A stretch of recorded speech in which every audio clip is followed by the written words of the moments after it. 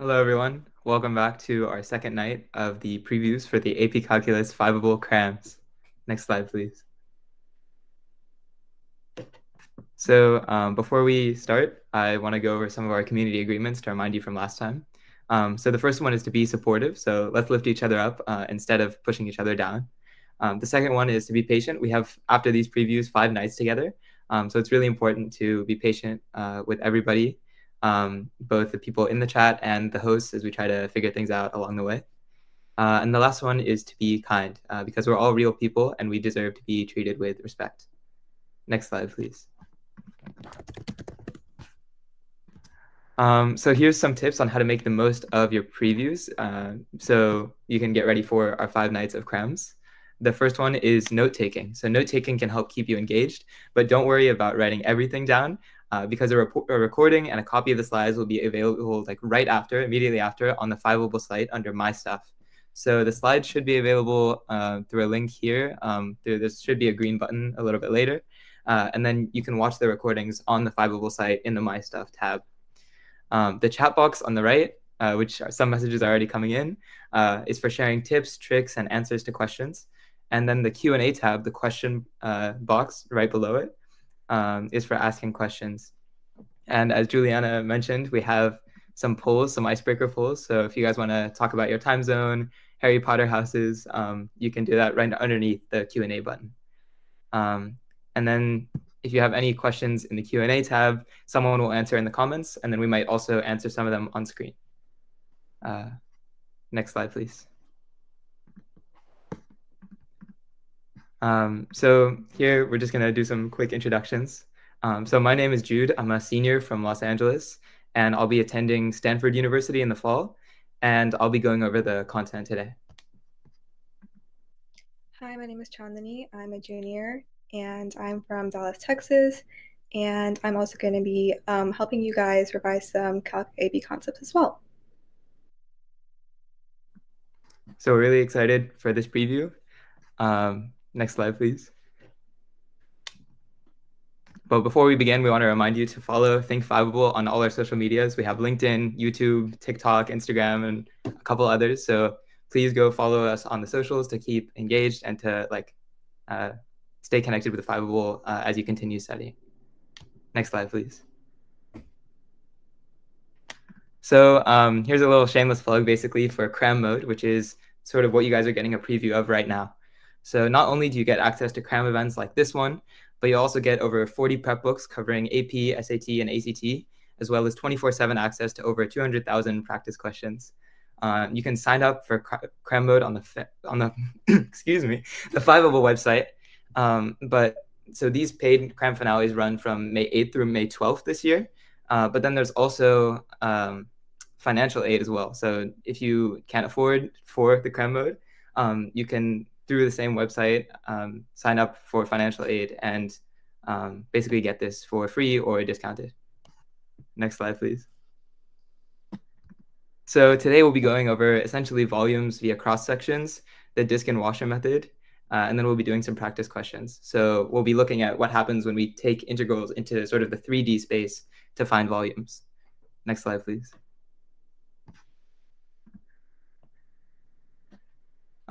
So as a review, integrals represent the area under a curve.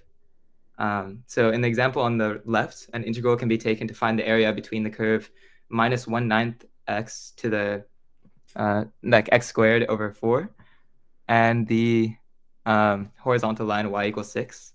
And we can add another dimension to create sort of like a 3D area from this 2-dimensional area. And that's where we get volume. So from the 2D area, we can create a 3D volume by extending it into a third plane. Next slide, please. So in order to calculate volumes with cross sections, we can follow the 3 steps on the right here on the slide. So first, we identify the region bounded by the curves to determine the bounds for integration. So for this example, we could go from sort of the left area to the right area and determine where we're going to integrate, and then also determine like the height we're integrating across. Second, we determine what area the cross sections represent. So you can see here, this 2-dimensional area looks like it's being pulled a certain amount away from that axis to create this 3D volume. So we need to determine the area of each slice of that along our bounds of integration. And then third, we use the equation. It's the integral from, I guess, like a to b of the area dx. And so this is how we calculate the volume on our bounds, where a, like the big A of x, represents the area equation of the respective shape applied to the cross section, and then f of x is the original curve. And so this gives us basically the volume formula in general that we'll see some more applications of throughout the slides. This session itself will last 1 hour, but then the real sessions will be 5 nights of 3 hours each, covering the entire course. So this is just a small preview. Next slide, please. So for some problems, you might be required to find the volume created by horizontal cross sections instead of the usual vertical sections. So in the past example, we saw that we were integrating sort of from the left to the right, and we were making sort of like vertical rectangles. That's how normal integrals are, that we were extending out into another like 3D area. But in these cases where we have horizontal cross sections, we can apply a similar principle to the one we applied when calculating an area between curves with respect to y. So we convert f of x to f of y, and then format the integral so it's in respect to y. And that way we can use these horizontal cross sections. So for example, if y is equal to like x squared, and we're calculating an area in the first quadrant, we can instead use x equals the square root of y to use horizontal cross sections. What we see here, is that not above the curve? So this is above a curve, but this is just a separate region. So it's not an area below a curve. We'll look into that a little bit later, how we can take volumes if there's like a hole within the volume. But this specific example is just showing that there can be horizontal cross sections, which can be helpful in some cases. Next slide, please. So there are 4 common mistakes when calculating volumes with cross sections that you should watch out for. The first one is not applying the proper area function. So we're going to see in a little bit a couple examples of these area functions, but one of them might be including pi. So if you leave out the pi in an equation for a circular area, that might be an issue. Another common one is interpreting the cross section improperly. So if a question asks you to rotate around the axis y equals 1, but you accidentally rotate around the x-axis, you'll have sort of a different volume. The third one is setting up the integral improperly. So if you accidentally switch the bounds for the top and bottom functions, or pick the left and right ones incorrectly, you might get something that's the opposite of what you're looking for. And then the fourth one is skipping integration steps. So if you make careless errors while you're integrating, that can also lead to issues, obviously, with your answer. Next slide, please. Okay, so now we're going to go into one of the examples. Or let's see, actually, this is a good question from Angelina. How do we know whether to do dy or dx? So actually, could we go back 1 slide, please? Or 2 slides, sorry. Okay, so this is a good example, I guess. So usually when you're integrating with respect to, like with dx, with respect to x, you'll be integrating from the left to the right, and you'll have 2 functions that one's usually on top of the other one. So you can say I'm integrating from a to b, and like x equals a to x equals b, and you have a specific top and bottom function that you're looking for the area between. But one of the cases, and there's other cases as well, one of the cases when we want to integrate with respect to y, which means we're integrating where the bounds are from y. So when you're integrating with respect to y, you're going from one y variable to another y variable, and you're integrating maybe 2 functions that are left and right of each other on your bound. So maybe that answers maybe both of those questions. With respect to is integrating like with one variable being the bound. So if you're integrating with respect to x, you're going from one x to another. And if you're integrating with respect to y, you're going from one y to another. And then depending on whether the functions are left and right of each other or above and below each other, then you can sort of choose which one to use. And sometimes the question might specifically ask you to use one versus the other. So it's important to know how to switch between them. Yeah. All right. I think that should cover it. Thank you, Juliana, as well. Could we go forward 2 slides, please? Perfect. Thank you. So now we'll go into a specific way to calculate this volume. We gave sort of the bigger picture one, which is the integral from a to b of some area across our bounds. But this is one specific example. So this is called the disk method. So The concept is you can revolve an area under a curve around a certain axis to find the volume. So the recordings will be available for this right afterwards under my stuff. But I guess the example is if you have a certain disk, I don't have a great example. I like showing you a visual thing, but if you have something like this, just like a circle that's filled in, and you stack different size circles on top of each other, then you'll come up with something that has its own volume if you have infinitely many circles, even if the circles are different sizes. So if you stack a bunch of coins on top of each other, you can still get a volume, even if the circles are different sizes. So that's what the disk method essentially is. You take a certain area and you revolve it around an axis, and then you just add up all of those circles together. And so that's represented right below in this equation. It's pi times the integral from, I guess, a to b or b to a of the function itself squared dx. And so this is when you're revolving around the x-axis. If you have something on the x-axis and something at the function's value, and you rotate this around, you actually use the equation for a circle, which is this pi r squared h. So you're using the equation for a circle with the radius being from the x-axis to the function's value. So it's pi r squared essentially for the area. And then where the h comes in from this equation on the right with the cylinder is we're going from one side of the bound to another. And so that's kind of like the height part of it. The radius is the function value at each point, and it's rotated around to basically add up all of those circles together. Yeah, does anyone have any questions about the concept before we move forward? If you do, just leave it in the chat. But for now, next slide, please. Okay, perfect. So this is like sort of another visualized thing on the slide itself for what the disk method is and how it works.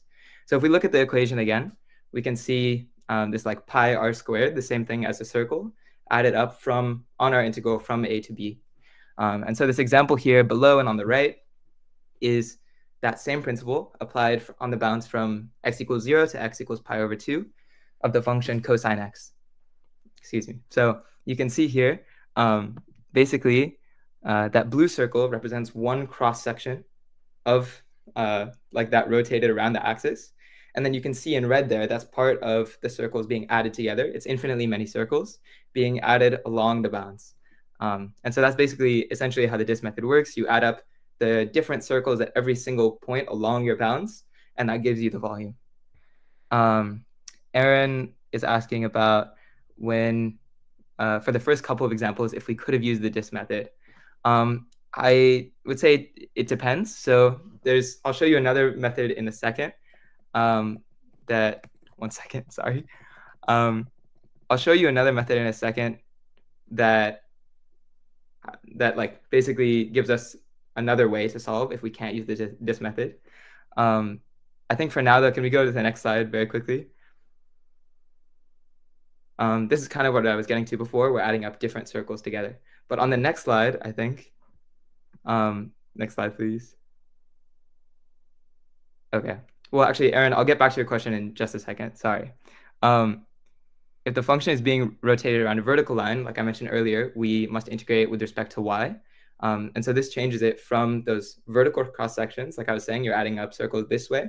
You instead add circles this way. So you have one function on the left, one function on the right, and you're rotating around the y-axis. So if a function being rotated around a line above or below its respective axis, we can either add or subtract from the integral. So sometimes if an axis is sort of like within what we're looking for, we can subtract. So this is an example here. It's talking about revolving around an arbitrary axis. Sorry. We just talked about the x-axis, y-axis, but if you have another axis that you're revolving around, for example, the line like y equals 1 instead of the x-axis, you can figure out which parts are above and below the axis and add and subtract the volume along the way. And so for this example, we have y equals e to the minus x revolved about the line y equals minus 1 on the bounds from x equals 0 to x equals 2. And so we see that we subtract the top value, which is e to the minus x, minus our line, which is y equals minus 1. So the radius itself that we apply to the disk method becomes e to the minus x minus minus 1. And then we put that into our circle equation. So the area of each slice is pi r squared, pi times e to the minus x plus 1 squared. And then, solving, we can solve for that volume. And then if we revolve, for example, about y equals 2, we'd subtract the e to the minus x, since it's underneath the line y equals 2, from 2, and that would become our new radius for integrating. Next slide, please. This is what I was trying to get at earlier, sorry. With what Aaron's question was referring to is using disk versus another method for finding volume. So this is the other method that's covered in the AP Calculus course. It's called the washer method. So the disk method is useful when you have basically area all the way from an axis to a function value without any sort of like gaps in between. And so in that case, you can revolve a circle around using the full area. But the washer method takes a look at, like, what if we have an area that we want to revolve around the axis, but it doesn't fully extend from the axis to the value. We have some sort of gap in between. And so in these cases, we would use the washer method. So you can see on the screen there a picture of a washer. So you can see that there's basically a circular hole in the middle, and then there's this ring basically that goes around that hole. And so what we do in this case, basically to find the area of one slice, we can see in this white box here on the top right, we take the bigger circle and subtract the smaller circle. And so that gives us sort of the area of one slice of this shape.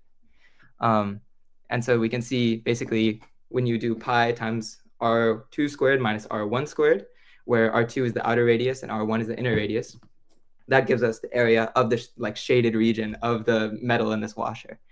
The same idea can be applied to the area between two curves rotated around a line. So if you have an axis here, and then you have an area here that you want to rotate around, you can take the bigger area and subtract the smaller area to get like the bigger and the smaller subtracted. But there's one important difference here. So before we had pi r squared, where r was the distance to the function.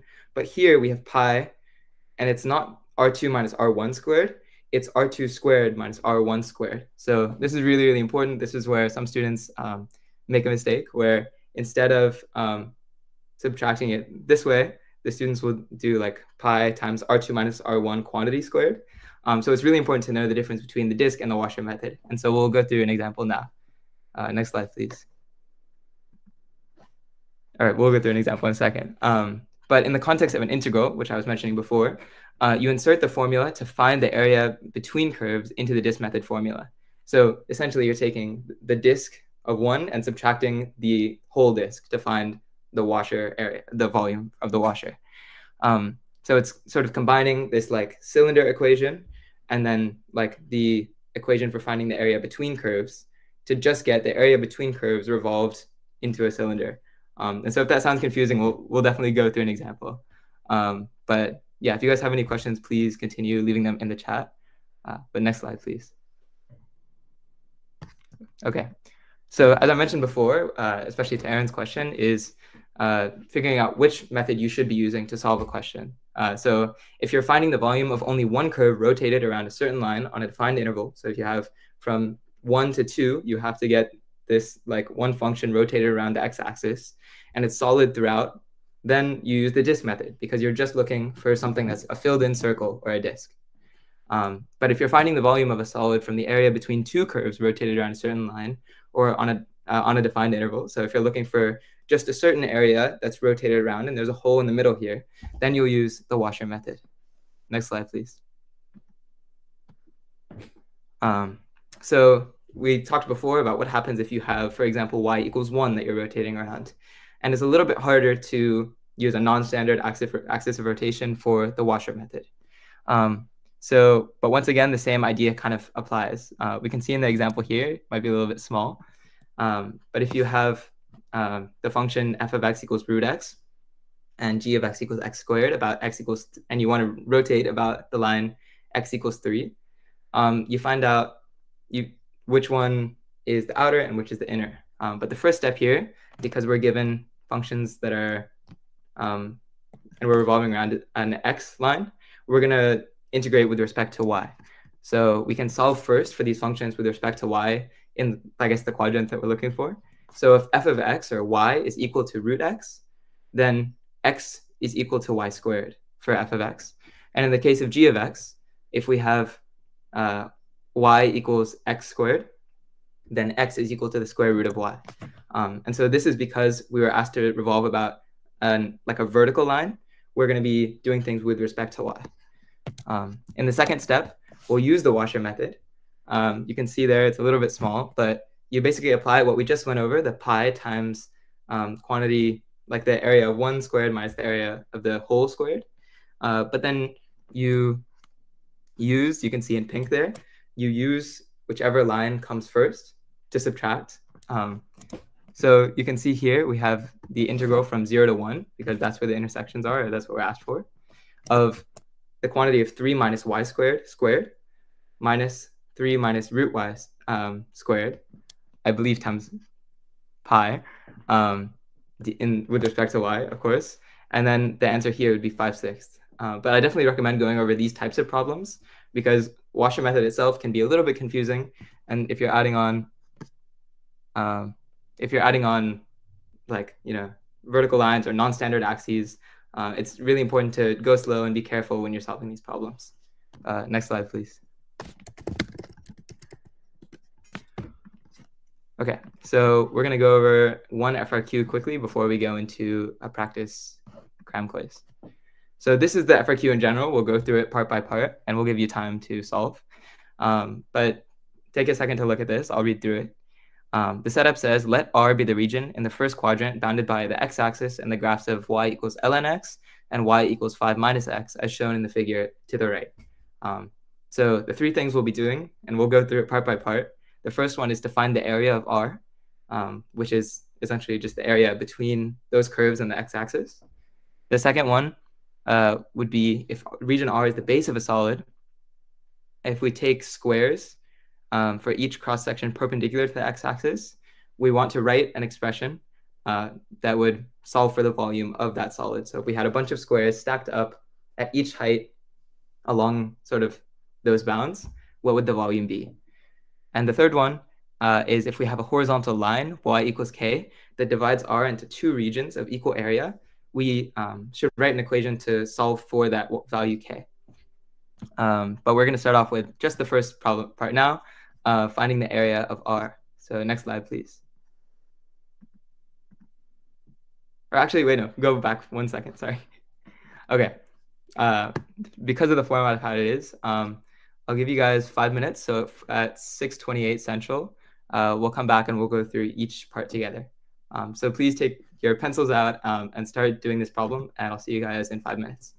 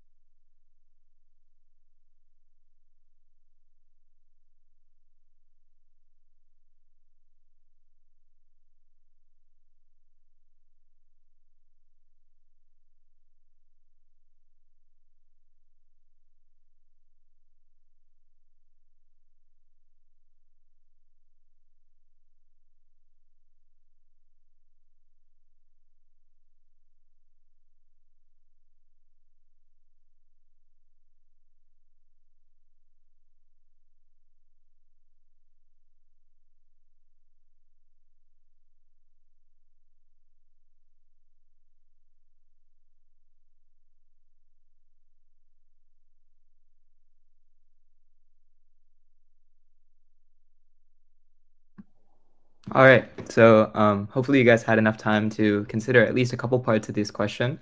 We'll be going over the answers now, but if you guys have any questions as I go through the answers, please leave them in the chat. Next slide, please.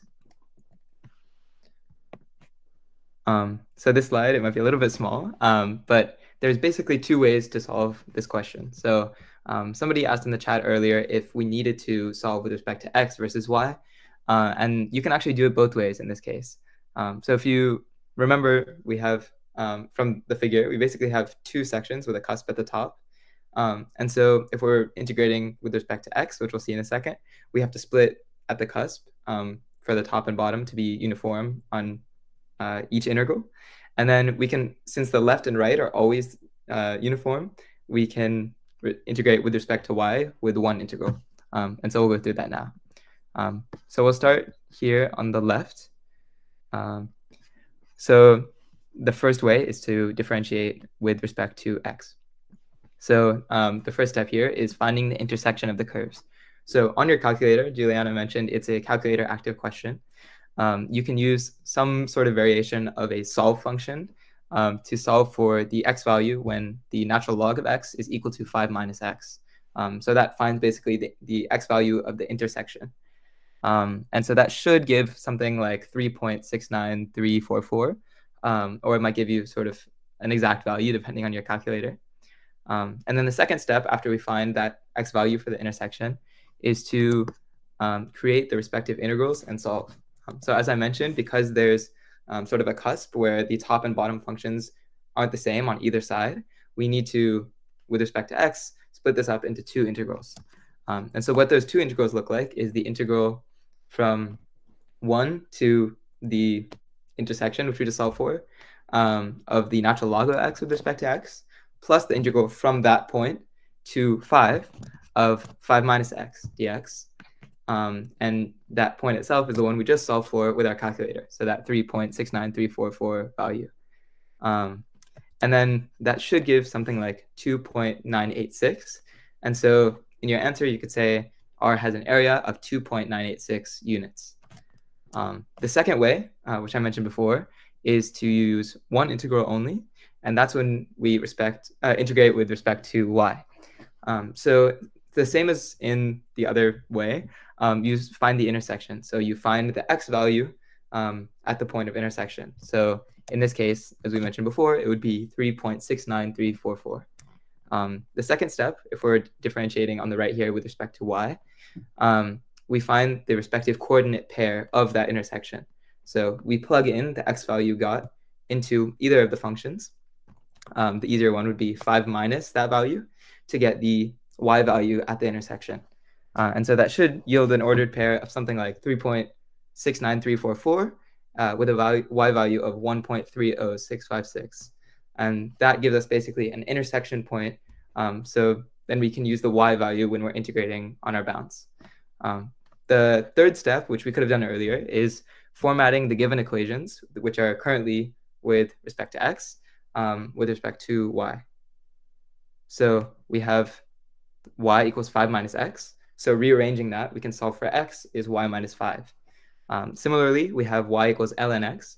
And as we mentioned sort of on Tuesday, when we were talking about inverse functions, that sort of inverses to x equals e to the y. So now we have our two new functions. We have x equals y minus 5, and x is equal to e to the y. And then we can create our one integral with the uniform left and right functions and solve. So we're integrating from 0 to b, where b is sort of that y value in the ordered pair, of 5 minus y minus e to the y, because 5 minus y is sort of on the right, and e to the y is on the left. So we do the right function minus left function on our bounds, and that also should give 2.986. So the reason, again, maybe I should have mentioned earlier, why we're integrating with respect to x or y is that cusp, because you have a top and bottom function that aren't uniform on either side, but you do have a left and right that are uniform across the whole region. So that's why it might be easier to integrate with respect to y, but it's perfectly valid if somebody is asking to just split up the integral as we did on the left. Next slide, please. So for this part, we're asked to basically consider R to be the base of a solid, where we have squares built sort of like coming out of the page at each point along that region. And we're asked to find basically just an expression that gives the volume of that solid. And so the points are given for the two integrands in this case and the expression for total volume. So what we do here is we note basically it's easy to just write down as you're reading the problem or underline that each cross section is one side of a square. It's just one, or basically the height of the function is brought out into a square at each point. So we can solve or bring from our previous part the point of intersection, which will help us in this case. And then we can write an expression such that the integral from basically 1 to our intersection point with respect to x of ln x squared, and the squared here is because we're taking that height and squaring it for each cross section to get the volume, plus, again, the integral from that point to 5 of the other function, 5 minus x squared again, because we're squaring to get volume, will give us the area. And so the answer would be, because it's just asking for an expression in this case, that sort of that bottom purple part. And sorry, yes, and Juliana mentioned a very important point here, which I'll mention for the recording, that the question says that the cross sections are perpendicular to the x-axis, so that's why we're using x in this case. Whereas last time, because we were just finding the area, we could have used either x or y to integrate. It's just asking for an expression. Oh yeah, so Firuza, the reason why it's being added in two separate integrals is because, as Juliana mentioned, it says that each cross section is a square perpendicular to the x-axis. So we pretty much have to integrate with respect to x. And because the top and bottom functions aren't the same on either side of that cusp, we have to split it up so that we're just using the top function on one case and the top function on another case, and then adding together the area. Yeah. And sorry, I should have mentioned as well, if you, there's a poll on the polls tab on the right. So if you guys could answer that to basically tell us how you're feeling about the poll. It's completely like anonymous, but it'll help us sort of like figure out what to emphasize as we move forward. But next slide, please. Okay, so this is the last part. It's asking for, it mentions that there's a horizontal line y equals k that divides the region R into two regions of equal area. So it asks us to write but not solve an equation involving one or more integrals whose solution gives the value of k. So we already found the area itself in a previous question, which somebody was mentioning in the chat. So that would be 2.986. And the line y equals k divides the area into two equal parts. So we know that the area above or below y equals k is equal to 1/2 of that area we solved for before. And so given that information, we can create an integral using the same process that we did with integrating with respect to y, but we just say that the integral from 0 to some value k, which gives the area on that y interval between the two curves, is equal to 1/2 of the total area. And when we solve this bottom thing, that will give us a k value that is that y value that perfectly splits the area into two. And so points for this are given if you have the correct integrand, the correct limits, and then the correct answer once you solve. But for this one, it's just asking us to find the equation.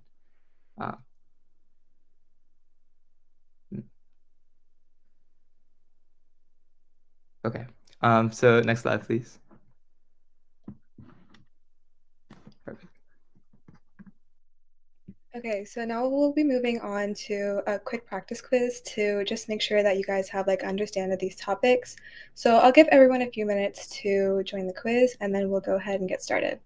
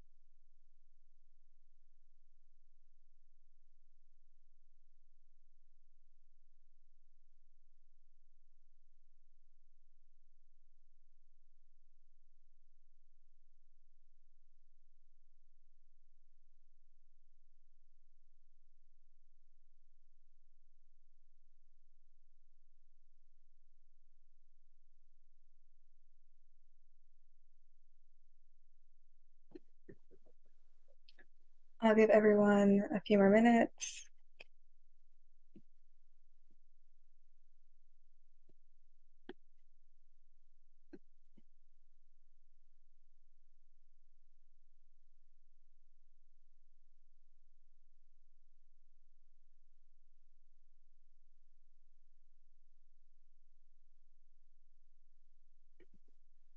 Okay, I'll go ahead and start the quiz, and those who have not joined can still be able to join by clicking the link in the chat.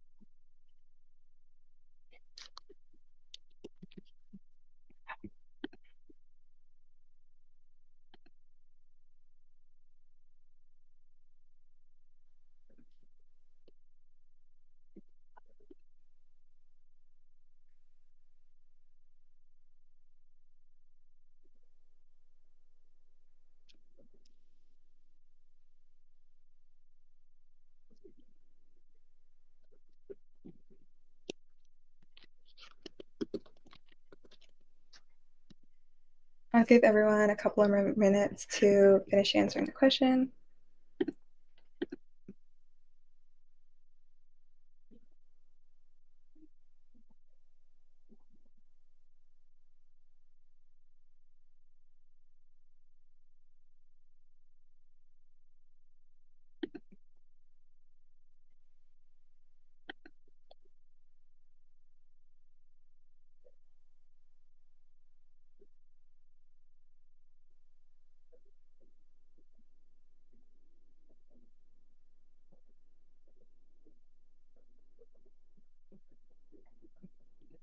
Okay, so I'll go ahead and reveal the answer.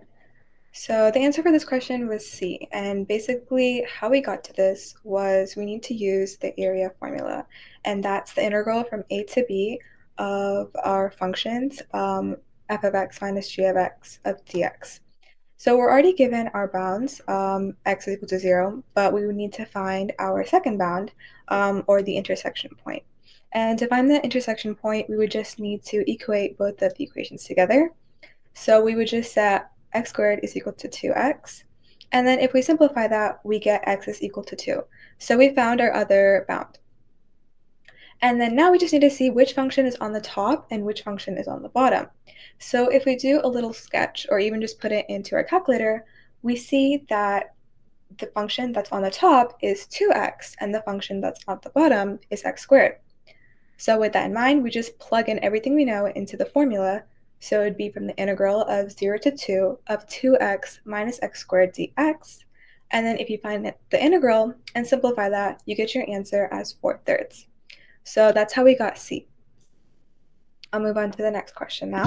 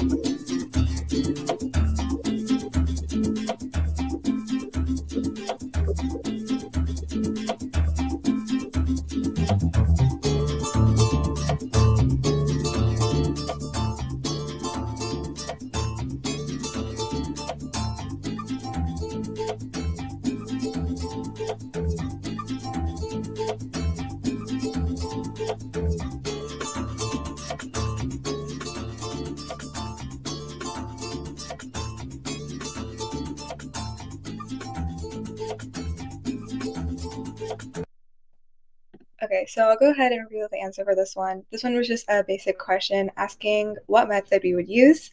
So the question gives us two functions, y is equal to f of x and g of x. And since we're given two functions, we would obviously use washer method. So that's why A is the right answer. Okay, moving on to the next question.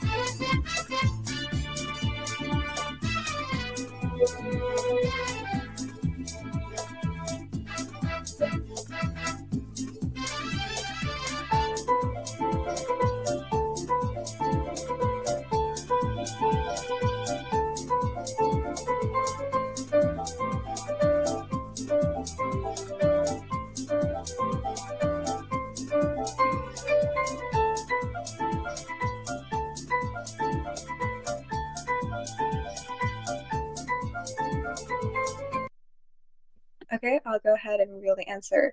So this one was A. So we're basically just given all the information in the question itself. We just need to find out which function is the top function and which function is the bottom function. So again, we could graph on our calculator or just sketch it out. And we see that x cubed is our top function and x to the power of 4 is our bottom function. And so with that in mind, we just plug it into our formula. So it'd be the integral from 0 to 1 of x cubed minus x to the power of 4 dx. And if you simplify that, we get 1 over 20. And that's why the answer is A. So let's move on to the next question now.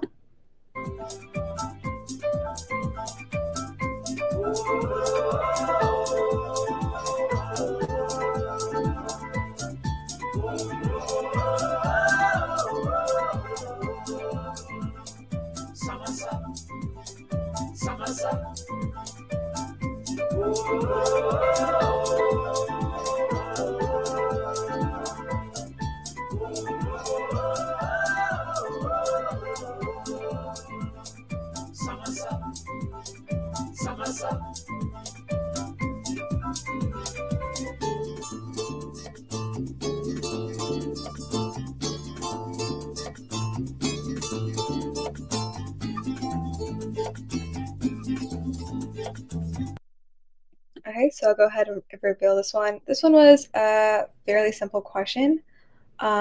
So we're just asking to find the area of a square cross section, and we know that the area of a square is side squared, and we're given that one of the sides is x, so we just need to do x squared, and that's why our answer is B. Next question.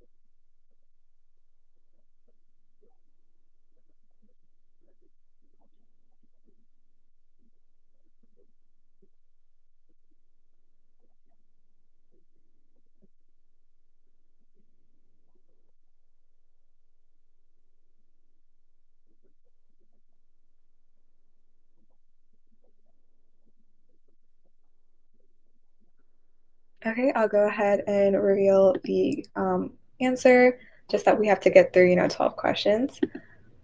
So for this one, the answer is C, and we're trying to find the length of one side of a square cross-section, and we're given two functions. So for this, we need to find the top function and the bottom function. So again, we could do a little graph or a little sketch, and we would see that y is equal to 2x minus x squared is our top function, and y is equal to x squared minus 4 is our bottom function. So we'd obviously need to do top minus bottom, and that's how we would get C.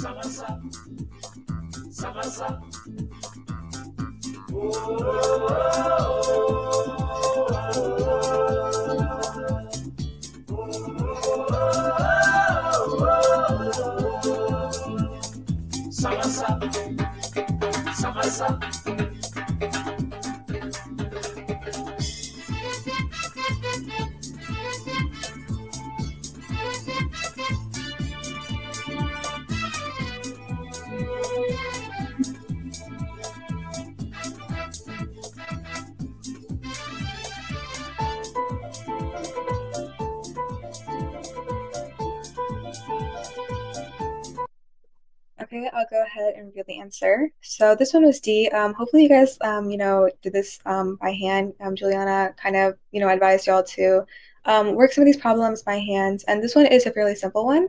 So I think it would have been very helpful if you guys, did this by hand. So we're given the bound 0 to 4, and we're already given the function f of x is equal to square root of x. We need to find the volume, though, and it tells us to revolve around the x-axis. So we just need to plug in everything we know into the formula. So it'd be pi times, and our bounds are from 0 to 4, square root of x the whole squared dx. And the square root of x the whole square just basically turns into x, and it's just super simple after that. Our answer would be 8 pi, and that's how we got D. So this will be the last question from our Cram quiz. We'll be jumping back onto the slides, and then we'll be moving on to the Q&A after that. Okay, so just some essentials you guys are going to need to know. By taking a definite integral of a cross-section area formula, we can find a volume of a specific shape. And we can use, the disk method or washer method, just depending on the functions we're given. So remember how to find the volume from cross-sections. When to use disk method. This is when you have one function and you're rotating it around an axis or a line. And then washer method is when you have two functions and you're rotating it around, a disk or a line. So now this is our Q&A time. If you guys have any questions, you guys can pop it into the chat and we'll be, happy to answer them.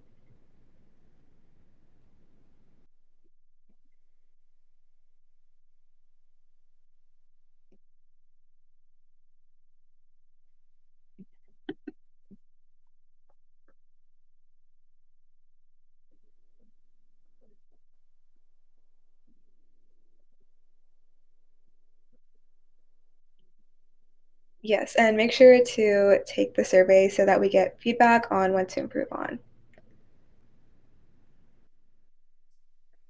So answering Sabine's question, I would definitely remember, how to find the formula for a semicircle. I'm pretty sure that one's pretty important. Equilateral triangle is pretty easy, it's just square root of 3/4, just kind of like the area of an equilateral triangle. But I wouldn't worry too much about like the equilateral triangle with like a hypotenuse on a base or like a leg, on the graph. I think there's some formulas that come up like that. I usually don't see those pop up on the AP exam, but I would suggest memorizing how to find a semicircle and just an equilateral triangle in general.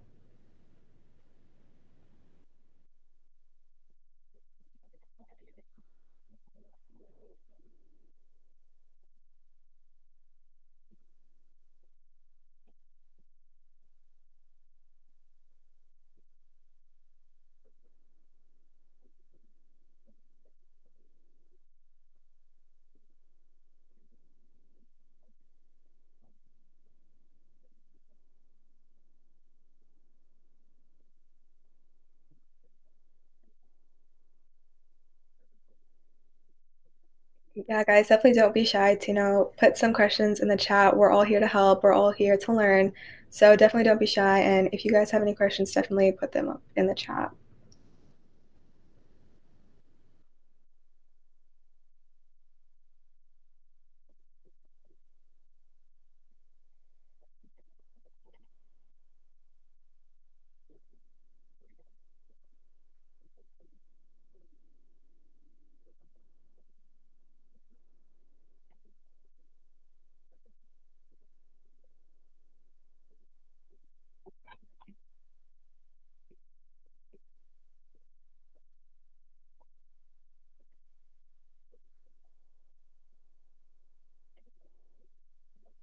So usually there is like a calculator part of the MCQ. It'll explicitly say that in your test packet.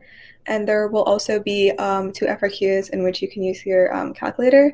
So it'll specifically say, which parts you can use your calculator for.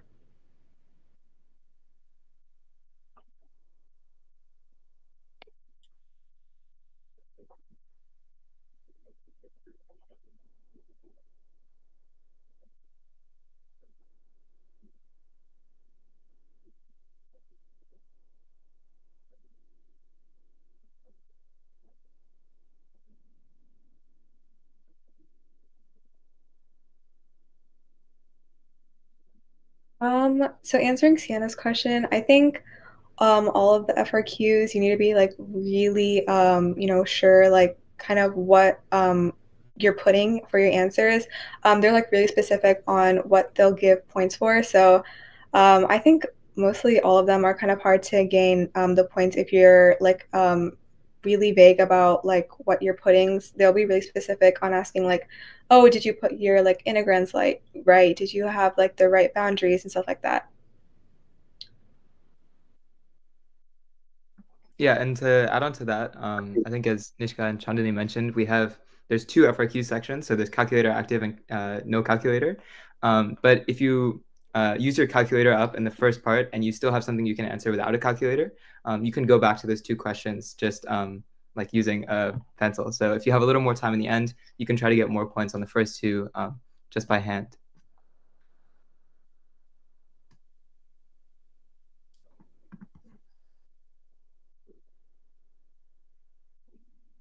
And then to answer Anne's question about the 2x to the power 4, so in that we need to find the side length of one of the cross sections, and we're given two functions. So 2x to the power 4, that function was like the top function. So that's why it was 2x to the power 4 minus whatever like the other function was. I don't really remember off the top of my head.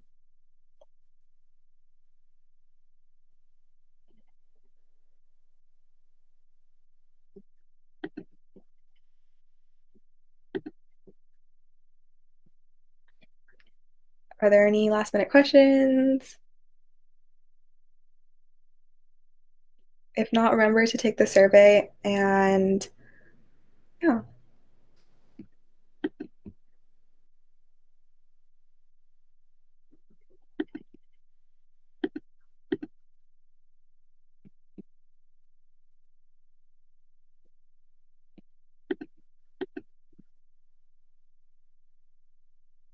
Okay, so if there are no more questions, then we'll say our goodbyes and definitely, come join us for our cram sessions that start next week.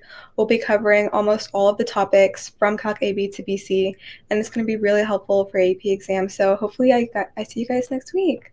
And thank you guys for coming. Bye.